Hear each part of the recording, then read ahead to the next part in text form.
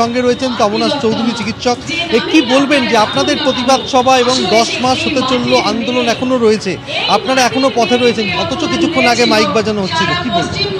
আসলে প্রতিবাদীদের গলা থামাবার অনেক চেষ্টা হয়েছে, সেখানে কাউকে কাউকে বদলি করা হয়েছে, কাউকে কাউকে গ্রেপ্তার করে লালবাজারে আটকে রাখার চেষ্টা হয়েছে, কাউকে কাউকে থানায় ডেকে হেনস্থা করার চেষ্টা হয়েছে, পুলিশ চলে গেছে বাড়িতে গভীর রাতে, অনেক কিছু হয়েছে। একটাই চেষ্টা প্রতিবাদীদের গলা থামাবার। সর্বশেষ দেখতে পাচ্ছি আমাদের স্বরকে চাপা দেওয়ার জন্য উচ্চস্বরে মাইক বাজানো হচ্ছে। আমাদের গলা থামানো যাবে না, প্রতিবাদ থামবে না, যেটা চিকিৎসক তমনাশ চৌধুরী জানালেন যে প্রায় 10 মাস হতে চললো বিচারহীন। সেই বিচারের দাবিতে যেমন রাজপথে আন্দোলন হয়েছে, আগামী দিনেও এই আন্দোলন জারি থাকবে এবং প্রত্যেকেই রাস্তায় থাকবে। যদি কেউ মনে করে তাদের বক্তব্য যে একেবারে এই লড়াই তারা চালিয়ে যাবেন।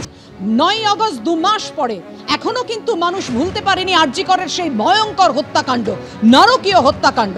আর আজ তাই পথে নেমেছে অভয়া মঞ্চ, মানুষকে আবার মনে করিয়ে দিতে কবে মিলবে সুবিচার, সেই দাবিতে ন্যায় গর্জন। আমাদের সঙ্গে রয়েছেন আমাদের দুই প্রতিনিধি, উজ্জ্বল মুখোপাধ্যায় এবং সমীরণ পাল। প্রথমেই চলে যাব উজ্জ্বলের কাছে। উজ্জ্বল, জানাও। দেখো, সেটা হচ্ছে যে অভয়া মঞ্চের পক্ষ থেকে আজকে সোদপুর মোড়ে তারা একটি কর্মসূচি নিয়েছেন। আমি প্রথমেই ভগবানকে বলবো, এই কর্মসূচির ছবিটা দেখাতে তুমি দেখতে পাচ্ছ যে ইতিমধ্যেই সোদপুরের যে মোড়, সেই মোড়ে কিন্তু প্রচুর মানুষ জড়ো হয়েছেন, যারা দিনের পর দিন এই অভয়া এই নির্যাতিতার এই ঘটনার সঙ্গে কারা দোষী, কারা এই ঘটনার সঙ্গে যুক্ত, তাদের বিচার করতে হবে।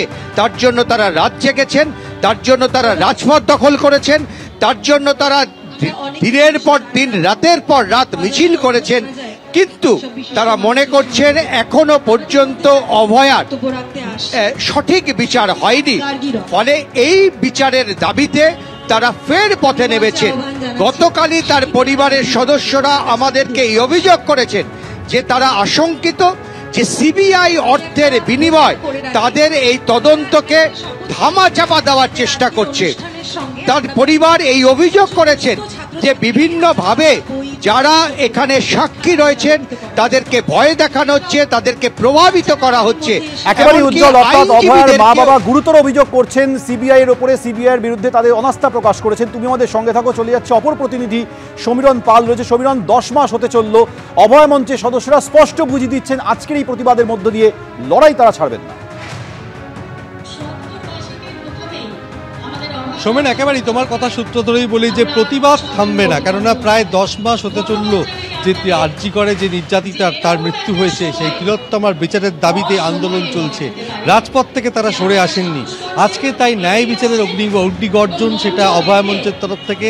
এবং ক্যামেরাম্যান অভিজিৎ দত্ত তোমাকে দেখাতে ছবিটা, যে প্রচুর যারা প্রতিবাদী অভয়া মঞ্চের সদস্য তারা উপস্থিত হয়েছেন, যেখানে চিকিৎসকরা রয়েছেন, আইনজীবীরা রয়েছেন, বিভিন্ন সমাজসেবীরা রয়েছেন, এবং তাদের একটাই বক্তব্য যে তারা প্রতিবাদে এখনো সরব। কিছুক্ষণ আগে আমরা যেটা